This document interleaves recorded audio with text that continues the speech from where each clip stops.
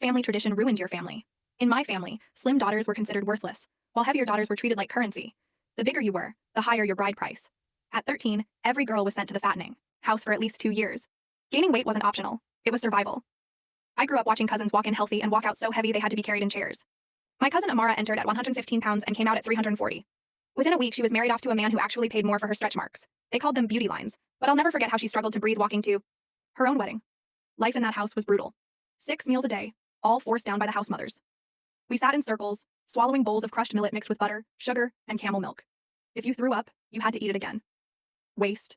Nothing, gain everything, my aunt would chirp while girls sobbed into their bowls. That was at least 4,000 calories per meal.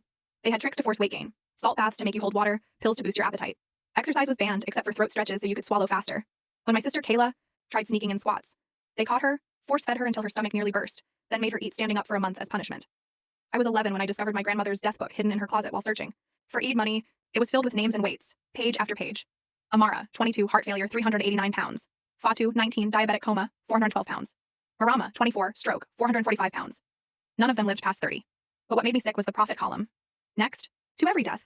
My grandmother had written how much the family earned from their bride price after funeral costs. Fatu's death brought in $85,000. She died 4 months after her wedding, and her husband still kept the dowry. That's when I started planning. I pretended to create a cooking circle for younger girls, saying it would prepare them for the fattening house. We met in my uncle's garage every Thursday, supposedly learning recipes.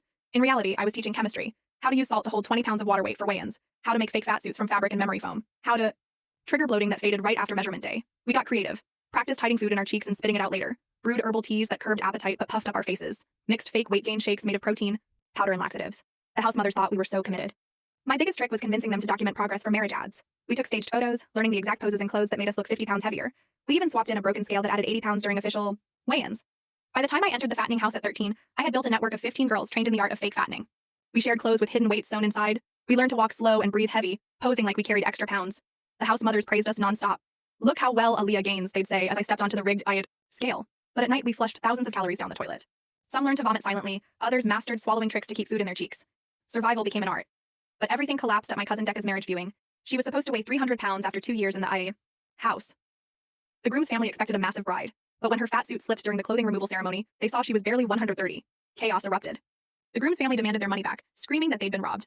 My uncle grabbed Decca by the hair, yelling about honor. Then something amazing happened. One by one, 23 girls stood up and peeled off their own fat suits. Weights thudded to the floor like thunder. I pulled out my phone and showed everyone the death records I'd photographed. 3 notebooks full of names, girls killed by tradition, fattened to death for profit. While the elders shouted about shame and broken customs, someone had already called the police.